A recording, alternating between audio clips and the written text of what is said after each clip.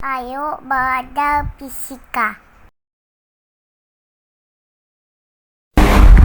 Yang baca kok ya.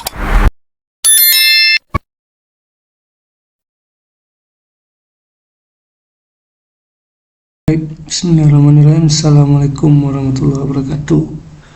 Jumpa lagi dalam channel YouTube saya, teman-teman ya. Kali ini kita akan membahas tentang sebuah besaran fisika, yaitu tentang vektor.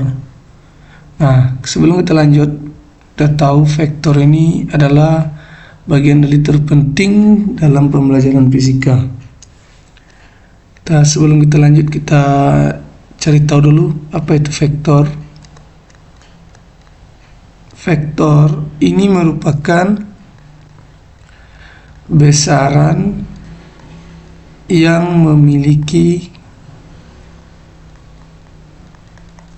nilai dan arah. Nah, di dalam vektor ini ada juga operasi perhitungannya, teman-teman ya. Ada penjumlahan dan ada pengurangan serta ada perkalian vektor. Ini akan kita ulas satu persatu. Pertama kita lihat dulu terkait tentang operasi penjumlahan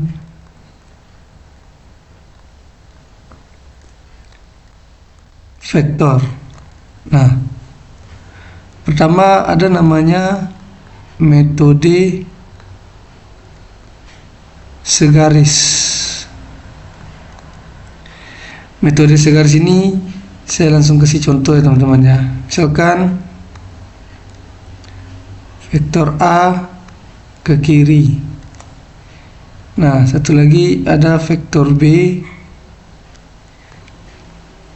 ke kanan ya. Vektor B juga ke kanan. Maka kalau kita menggunakan metode segaris, nah ini cocoknya metode segaris ya. Tinggal kita hubungkan, kita tulis gambarkan vektor pertama, di mana ujungnya ini bertemu dengan pangkal vektor kedua. Nah, maka untuk mencari total keseluruhannya atau resultannya dapat dicari dengan vektor A ditambah vektor B. Kenapa ditambah? Karena dia searah. Nah, saya contohkan satu lagi. Kalau seandainya vektor A ke kiri, nah, beda warna. Vektor B itu ke kanan. Contohnya, ini contoh pertama, ini contoh kedua ya. Maka kalau ini menggunakan metode segaris, kita tinggal gambarkan vektor A dulu. Vektor A ke kiri. Nah, maka vektor B ke kanan. Sama, ujung vektor pertama ini harus bertemu dengan pangkal vektor keduanya. Nah, tinggal tarik garisnya teman-teman. Ini vektor B. Maka untuk resultannya seperti ini. Kita tinggal mengurangkan vektor A dikurang vektor B. Kenapa dikurang? Karena dia berlawanan arah. Nah, ini kenapa ditambah? Karena dia searah. Nah, gitu ya teman-teman ya. Itu yang metode segaris. Kita lihat yang kedua, ada namanya metode segitiga. Nah, ini langsung ke contoh aja biar gampang memahami. Metode segitiga ini artinya nanti vektor ini akan membentuk segitiga. Saya contohkan. Misalkan ini vektor A. Ya. Vektor ini nggak boleh terbalik ya. Kalau kita nulis seperti ini, berarti ini salah cara menggambarkan vektor. Tetap dari pangkal ke ujung ditarik garisnya. Misalkan ini ada vektor B. Nah, cara metode segitiga itu sama teman-teman, di mana ujung vektor pertama akan kita temukan dengan pangkal vektor kedua. Nah, maka caranya bagaimana? tinggal kita gambarkan. Sini vektor A, ya, maka sini vektor B. Nah, yang mana resultannya? Resultannya itu ditarik dari sama pangkal vektor pertama, kita tarik ke vektor kedua. Oke, ini resultannya teman-teman ya. Ini untuk metode segitiga. Nah, yang ketiga ada namanya metode segi banyak, ya, atau poligon. Nah, tetap sama, kita mulai dari contoh juga. Kalau poligon ini artinya dia lebih dari 2 vektor ya teman-teman ya, segi banyak. Nah, kita gambarkan aja bebas vektornya. Misalkan ini vektor A ke sini ya teman-teman, vektor B lah. Nah, misalkan ke atas itu vektor A, ke bawah misalkan vektor C. Nah, bagaimana cara menjumlahkannya? Ini resultannya A tambah B ya teman-teman ya. Cara menjumlahkan ini ya tinggal kita gabung. Maka vektor B ke bawah kan, kita mulai dari A dulu ya teman-teman, nggak boleh kebalik ya. A kan ke atas, ini A, dia nggak boleh putus ya kalau vektor ya. B nya ke mana? Ke samping ya, tetap ujung vektor pertama bertemu dengan pangkal vektor kedua dan seterusnya. Ke sini vektor B, yang C ke mana? Ke bawah, maka ujung B ketemu dengan pangkal C. Nah, yang mana resultannya? Resultannya tetap ya teman-teman ya, pangkal vektor pertama ke ujung vektor terakhir. Oke, ini resultannya. Ini untuk segi banyak A tambah B tambah C. Ya teman-teman ya, pokoknya kata kuncinya adalah kalau menghubungkan vektornya segaris itu segitiga dan segi banyak, ujung vektor pertama ketemu pangkal vektor kedua, begitu seterusnya. Begitupun yang segaris sama segitiga. Oke, kita lanjut ya teman-teman. Ini metode segitiga. Dan next, yang keempat ada namanya metode jajar genjang. Nah, kalau metode jajar genjang ini mungkin sudah terbayang sama kita semua ya. Bentuknya pasti nanti jajar genjang. Nah, ini vektornya itu ada istilahnya adalah vektor ya setangkap atau titik pangkalnya berhimpit ya teman-teman ya. Saya contohkan. Misalkan ini vektor A. Satu lagi misalkan sini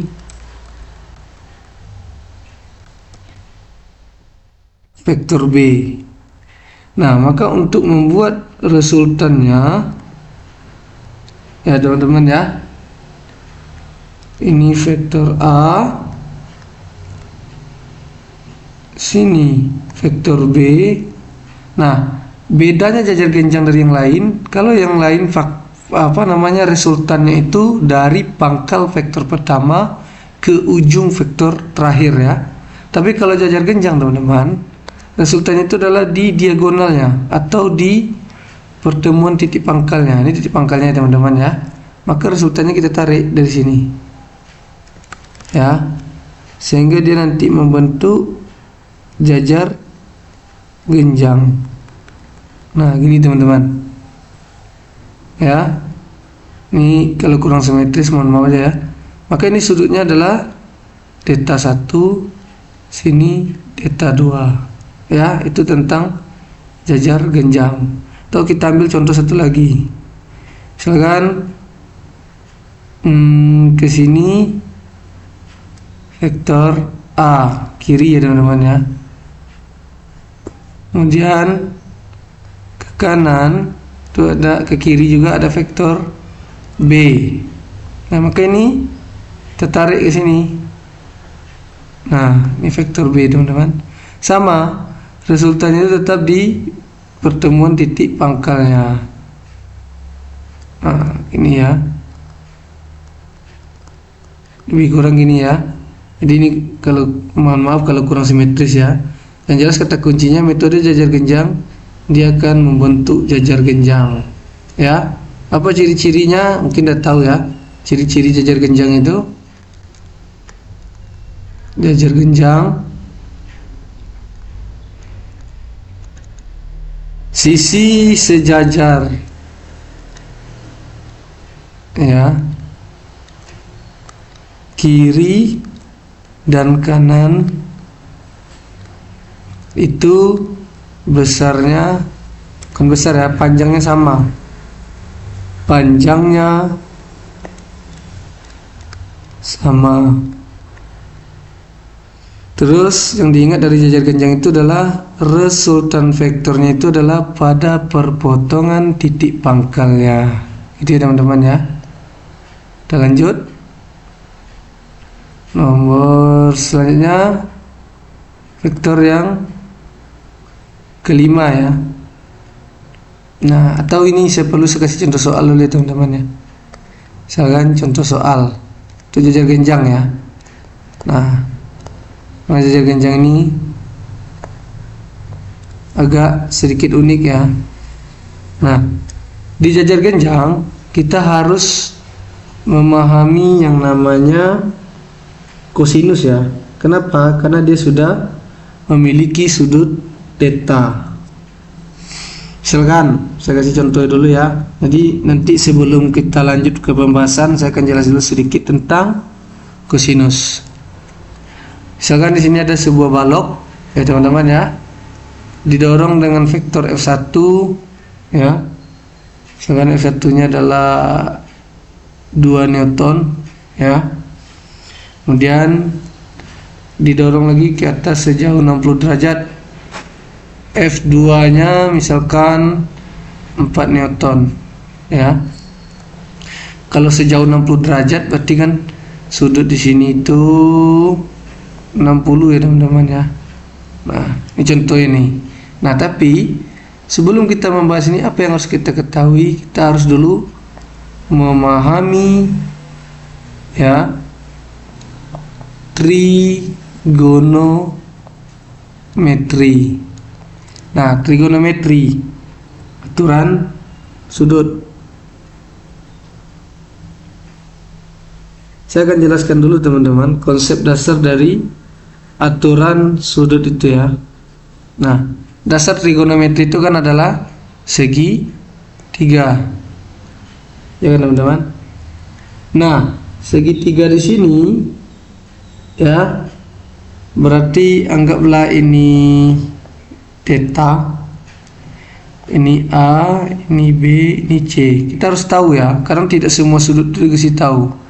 Misalkan untuk sin theta, cos theta, kemudian tan theta. Ini yang paling 3 nih yang harus kita kuasai dulu teman-teman. Konsep dasar dari trigono itu untuk pelajaran vektor ya. Misalkan sin theta, theta itu adalah sisi depan per sin itu adalah sisi depan per miring demi ya. Mana depan? Depan itu adalah B ya. Miringnya mana? C. Nah, cos itu samping ya per miring. Nah, samping per miring berarti sampingnya siapa? Sampingnya A, miringnya C. Sementara tangen itu desa ya, depan per samping. Ini harus tahu teman-teman. Depan siapa? Depannya itu adalah B ya. Nah, samping siapa? Sampingnya A, B per A. Konsep ini yang harus kita kasih tahu ya, harus kita pahami teman-teman, biar tahu ukuran sudut ini berapa, ukuran sudut ini berapa. Nah, kita lihat ya, inilah dasar dari mana merumuskan tentang trigono itu. Sin itu apa, cos itu apa. Kita lanjut ke pembahasan soalnya teman-teman ya. Nah, sebelum kita lanjut, untuk jajar genjang, karena ini membentuk dua buah sudut ya teman-teman ya. Nah, kalau ditotalkan kan berarti alfa itu theta 1 tambah theta 2 ya teman-teman ya. Nah, maka di sini untuk mencari resultan total dari jajar genjang ini menggunakan persamaan akar A kuadrat, misalnya ini vektor A ya, tambah vektor B kuadrat ditambah 2 kali A kali B cos alfa gitu ya. Nah, ini untuk jajar genjang. Makanya perlu kita pahami tentang trigono ini ya teman-teman ya, kalau seandainya sudutnya tidak diberitahu. Oke, kita bahas ya. Di sini terlihat kalau benda ini didorong F1 itu ke kanan, berarti kan kira-kira kalau kita bayangkan posisi benda di sini ya teman-teman ya, karena sejauh 2 Newton. Maka vektornya itu yang terjadi apa? Seperti ini. Ini 4 Newton ke samping itu ya. Nah, ya 2 Newton membentuk sudut 60 ya teman-teman ya. Nah, 60, maka resultannya di mana? Resultannya itu kalau jajar genjang tadi di titik pangkal yang berimpit ya. Sini ya lebih kurang ya. Nah, ini resultannya teman-teman.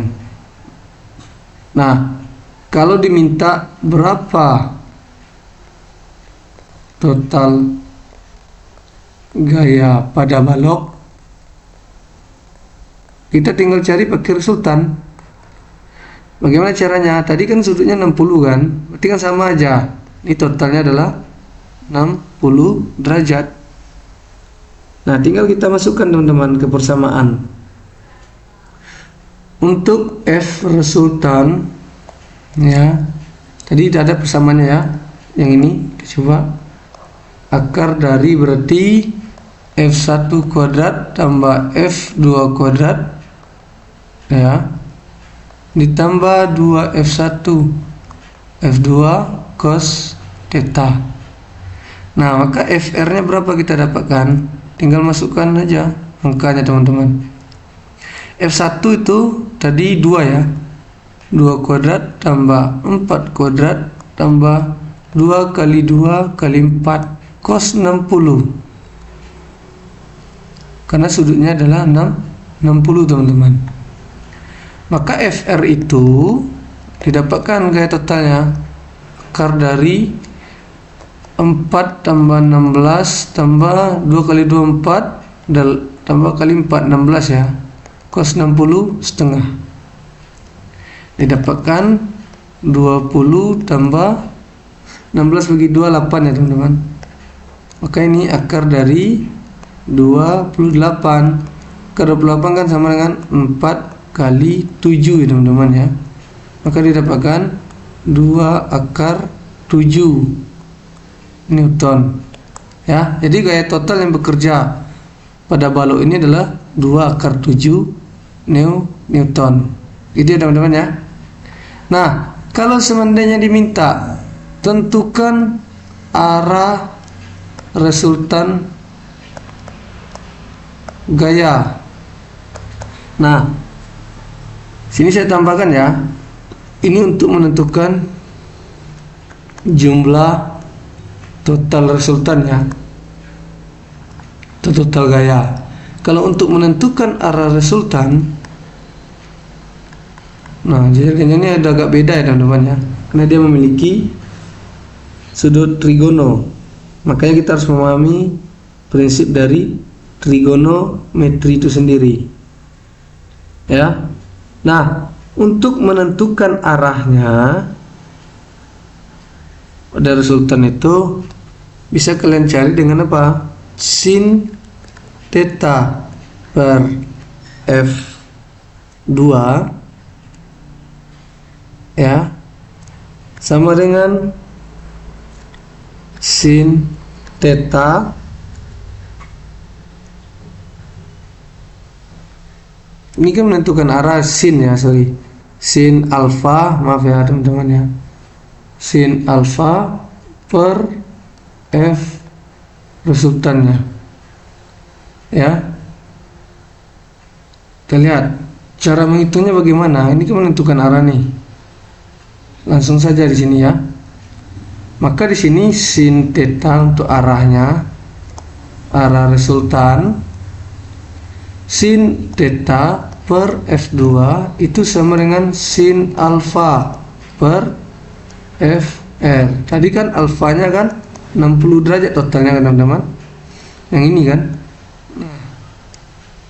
ya, ini seharusnya cos alfa ya, bukan cos theta sesuai persamaan tadi. Nah, maka di sini tinggal masukin aja sin theta per F2 nya kan 4 Newton ya teman-teman. Sin alfa itu 60. Nah, sin 60 derajat. FR nya udah dapat ya 2 akar 7. Nah, 2 akar 7 teman-teman. Oh ya, ini sin alfa sin 60 ya. Nah, untuk nilainya baru kita masukkan. Saya tinggal masukkan sin 60, ini sin theta 4 ya, per 4, sin 60 itu setengah akar 3, bukan cos ya teman-teman. Di sini 2 kali akar 7 ya. Nah, kita tinggal masukkan teman-teman. Ini berarti sin theta kali silang ya. Nah, kali 2 akar 7 sama dengan 2 akar 3 teman-teman ya. Maka sin theta aja 2 akar 3 per 2 akar 7.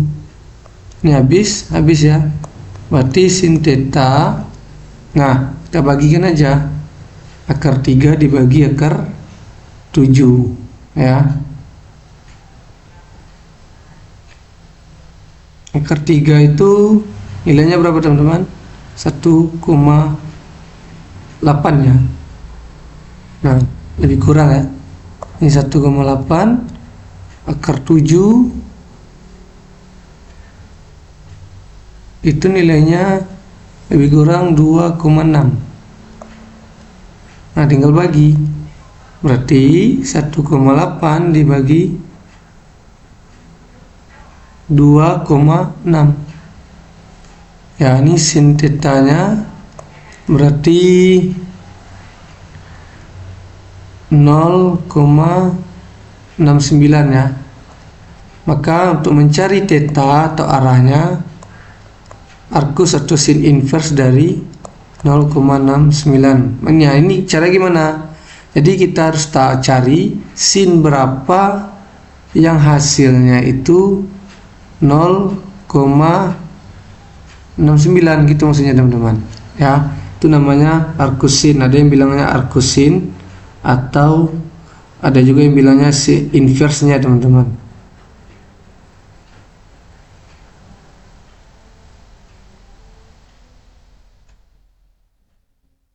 Nah, ini kalau dikalkulasikan lebih kurang ya, sin sudutnya itu adalah 43,6 derajat. Jadi arah resultannya, nah, lebih kurang 43,6 derajat.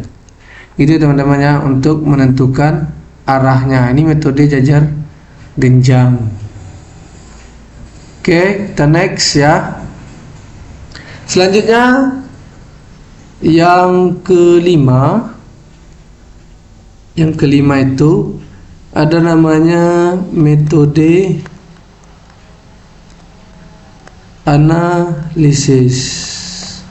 Nah, ini masih sama memakai prinsip dari trigonometri ya teman-teman ya, masih memakai prinsip trigonometri. Nah, saya langsung ambil contoh ya. Misalkan ini ada sebuah garis ya.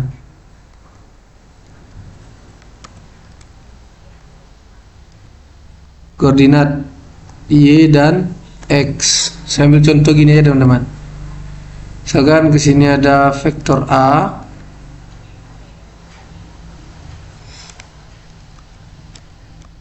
Atau enggak ini langsung aja ya. Ini 4 Newton. 2 Newton.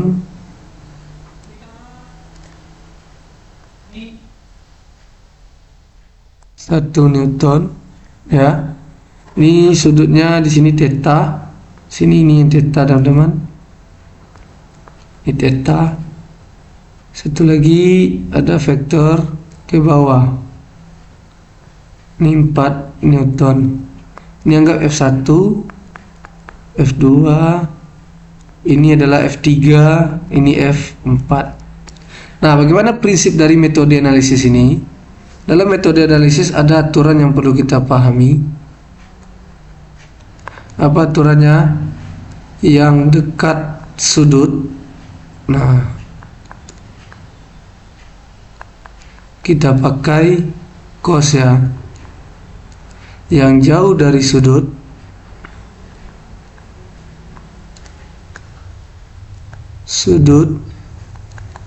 kita pakai sin. Ini aturannya teman-teman ya. Kita contohkan. Kita lihat F1. F1 itu ada 2 ya. Berarti kita harus buat terhadap X dan terhadap Y. Kita lihat dulu F1X. X itu sudutnya dekat dengan theta ya. Anggaplah ini theta 160 derajat. 30 lah ya, karena lebih kecil sudutnya. Theta 2 anggap 30 derajat. Theta 4 anggap misalkan 45 derajat. Ini ya teman-teman ya. Kita lihat F1X, thetanya dekat dengan X. Berarti ini kita pakai F1 cos theta. Kenapa? Karena theta dekat ke X. Sementara terhadap Y,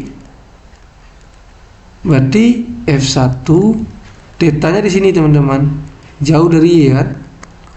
Nah, maka ini kita pakai sin theta. Ya, begitu teman-teman. Kalau kita masukkan angkanya berarti 4 cos 30 setengah akar 3 kan? Ya. Setengah akar 3 berarti kali 4 di 2 akar 3. Nah, ini berlaku positif negatif ya, karena dia berada di koordinat. Kita tahu ya, koordinat X itu sebelah kanan positif, kalau Y atas yang positif. Berarti X kiri negatif, Y bawah negatif ya. Ini positif ya teman-teman, karena dia vektornya di kanan X. Kita lihat lagi terhadap Y, vektornya di atas ya, atas Y, berarti positif juga. Maka F1 nya adalah 4 sin 30 di 4 kali setengah 2 Newton. Itu untuk F1. Untuk F2, nah F2X itu berada sebelah kanan, berarti thetanya jauh dari X, berarti kita pakai sin ya. F2 sin theta ya. Maka di sini F2 nya 2 sin 30, itu berarti 1 Newton ya, karena sin 30 setengah. F2Y, kebetulan Y nya di bawah, berarti negatif ya, min F2 cos ya teman-teman, karena sudutnya dekat di Y, cos theta, berarti F2 nya min 2 cos 30 derajat, berarti ini min 2 kali setengah akar 3 di min akar 3 ya teman-teman. Nah, selanjutnya ini kita hilang aja ya. Untuk F3 itu hanya ada di F3Y ya, sudutnya tetap ini ya. Untuk yang berhimpit dengan garis koordinat yang harus kita pahami, kalau dia garisnya di Y, maka X-nya 0 ya, maka X-nya 0. Berarti F3 ini F3Y hanya 4 Newton ya, hanya 4 Newton. Terus untuk F3X gimana? F3X nya ya 0. Kenapa 0? Karena vektor berada di sumbu Y. Begitu sebaliknya teman-teman ya. Kalau F3 ini segaris dengan X, maka Y nya yang 0 ya. Kebetulan ini F3 di Y bawah, berarti ini negatif ya. Kenapa kita perlukan negatif di situ? Karena kita akan meresultankannya nanti teman-teman. Kita lanjut F4.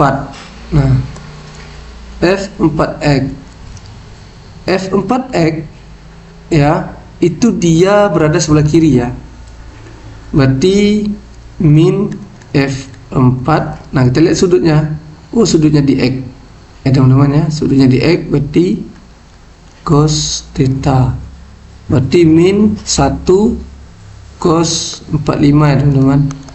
Ini min setengah akar 3 jadinya, karena dikali min 1 setengah akar 2, sorry, 45 itu setengah akar 2 ya.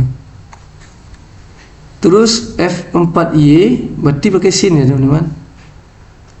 F4Y ini juga negatif. Kenapa? Karena dia vektornya ke bawah ya, ke bawah F4 ya.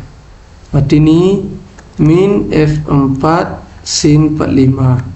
Nah, untuk sudut kalian ketahui dia sin sama cosnya sama teman-teman, 45 ini ya, maka ini juga min setengah akar 2 gitu ya teman-teman ya. Setelah dapat ini semua, kita tinggal sigma kan, sigma F1 sigma F2. F1 berarti F1X tambah F2X tambah F3X tambah dengan F4X ya. Kita tinggal masukkan nilainya. Ini 2 akar 3 tambah F2X nya 1 ya teman-teman ya, tambah ini 1 ya, tambah 3 nya F3X nya 0 ya, tambah F4X nya min setengah akar 2 gitu ya teman-teman ya. Oke, next F2 gitu juga di ini Fx, sorry, sigma Fx sigma Fy, sorry ya. Ini F1Y tambah F2Y tambah F3Y tambah F4Y. Kita tambahkannya semua teman-teman. F1Y 2 Newton di 2 ya, tambah F2Y itu min akar 3,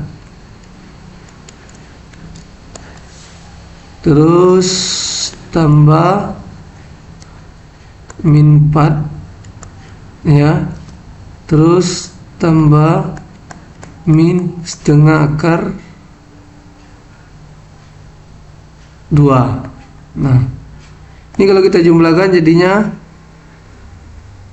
1 tambah 2 akar 3 tambah kurang ya teman-teman ya, kurang setengah akar 2. Yang ini jadinya hasil akhirnya berarti 2 kurang 4 min 2 ya, min 2 min akar 3 min setengah akar 2. Nah, untuk resultannya kita tinggal masukkan ini teman-teman ya. Untuk resultan, untuk jajar vektor analisis ya. Nah, akar sama ya teman-teman, sama dengan yang tadi. F X kuadrat tambah Fy kuadrat tambah 2Fx Fy cos ini enggak kita pakai ini ya, dalam ini aja dia dikuadratkan aja, karena sudutnya sudah kita resultan kan. Jadi akar FY itu aja ya, kuadrat. Karena kenapa dia FY kuadrat? Karena ini sudutnya sudah, kalau ditotalkan semuanya kan 90 teman-teman. Ini 90, ini 90, ini 90, ini 90. Makanya kalau kita tetap pakai ini, boleh ya, 2fx fy cos theta. Nah, setiap theta itu sudutnya adalah 90 ya. Cos 90 itu adalah 0. Makanya ini jadinya 0. Sehingga resultan pada metode analisis itu cukup fx kuadrat tambah fy kuadrat ya. Nah, maka ini tinggal kalian kuadratkan. Fx, nah berarti 1 tambah 2 akar 3 kurang setengah akar 2. Kuadratkan, berarti ini 1 tambah 4 akar 3 dikuadratkan, berarti 4 kali 3 ya teman-teman ya. Atau kita pakai persamaan ini ya. Nah, ini kebetulan angkanya kurang pas ya, maka kita pakai metode ini aja. Ini sama dengan 1 tambah 2 akar 3 kurang setengah akar 2 kali 1 tambah 2 akar 3 setengah akar 2, sehingga didapatkan berapa? Kita kali aja teman-teman. Ini sini 1 tambah 1 kali 2 akar 3, kita kali ini ya, kali seberang, kurang setengah akar 2. Selanjutnya nih positif, 2 akar 3 kali 2 akar 3 di plus ya, 4 kali 3 ya, akarnya hilang teman-teman. 2 akar 3 kali min setengah, berarti min akar 6 ya. 2 kali setengah 1, akar 3 kali akar 2 akar 6. Begitupun yang min setengah. Ini kita tambahin aja, min setengah dengan 1 berarti min setengah akar 2. Min setengah kali 2 akar 3 berarti min ya, min akar 6 ya teman-teman.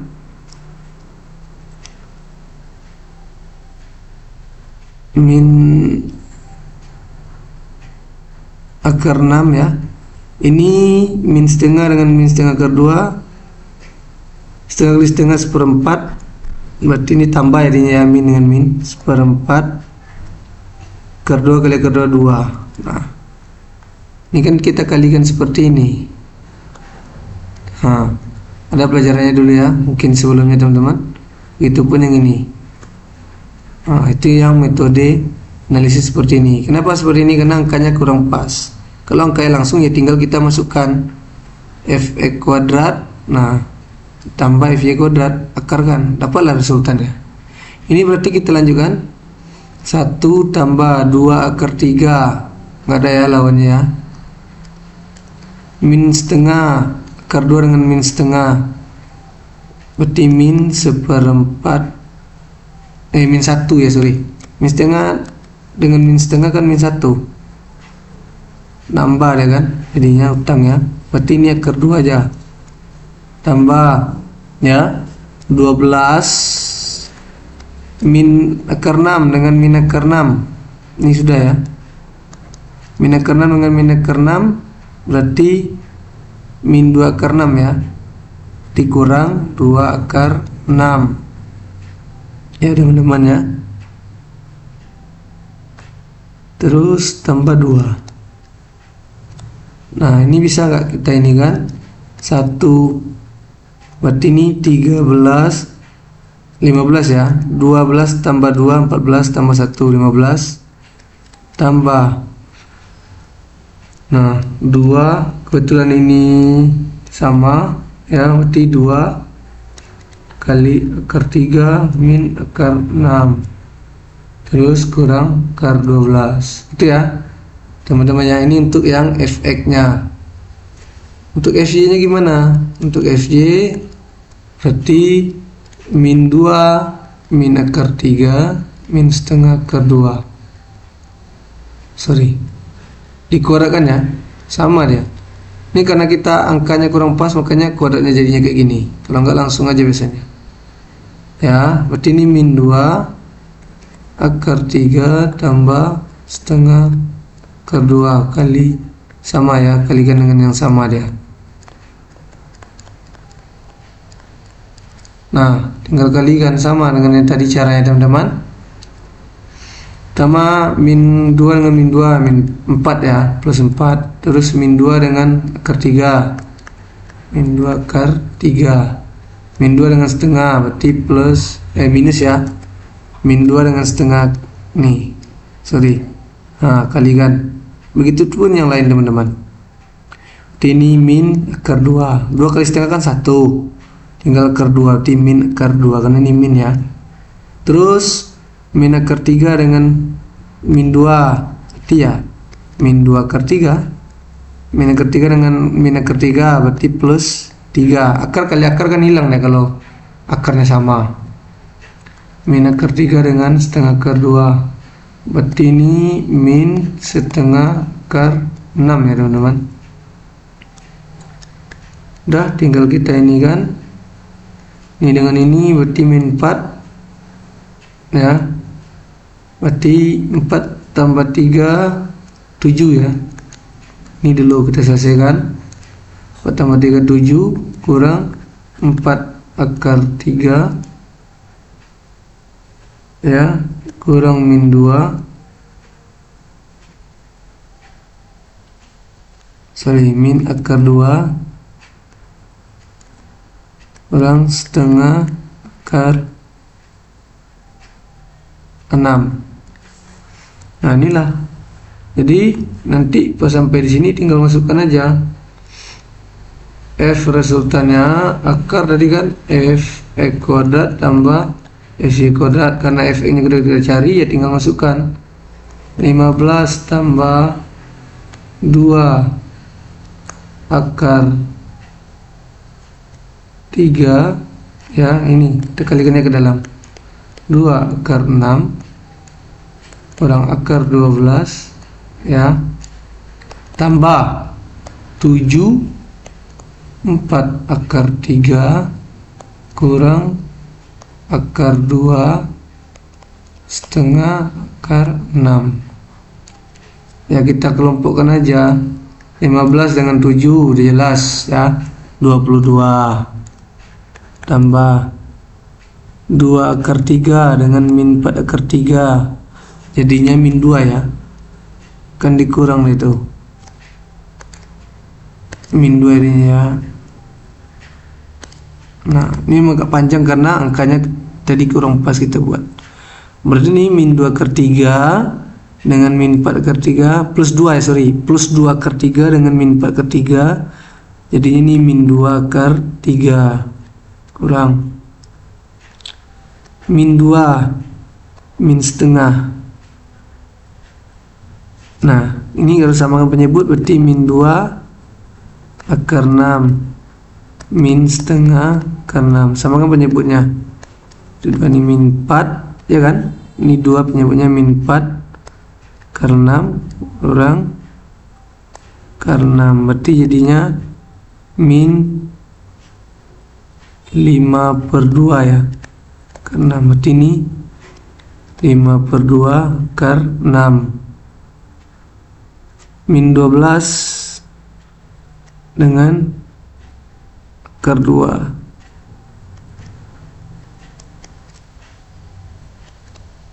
Nah, ini masih belum ya, masih diakarkan.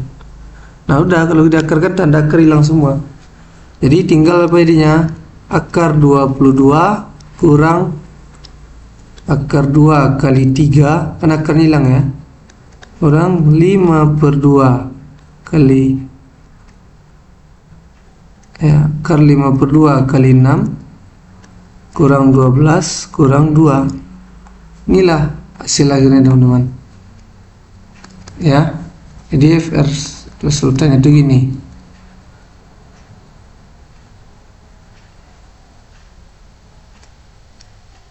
Jadi dapat jawabannya min 12 min 4, kita pindahkan ke depan ya, min 14. Min 12 dengan min 2 kan min 14. Tambah akar 22 kurang 3 akar 2, 6 akar 5/2. Ini jawabannya teman-teman. Ya. Ini mohon maaf kenapa dia panjang, karena angkanya tadi kurang bagus. Tapi prosesnya seperti ini ya. Jadi intinya kita kembali lagi ke atas. Untuk mencari metode analisis, konsep dasar yang harus kalian pahami itu adalah ini. Ya. Nanti setelah dicari seperti ini dapat sumbu X sumbu Y-nya, tinggal kalian jumlahkan, totalkan keseluruhannya. Ini ya. Jumlahkan keseluruhan ini. Setelah kalian jumlahkan baru tinggal resultankan. Ya. Ingat ya, untuk resultan dari metode analisis, ya, bawah aja ya. Untuk resultan metode analisis itu hanya menggunakan f(x) tambah fy². Kenapa? Karena setiap vektor itu sudutnya 90 derajat ya, untuk satu koordinat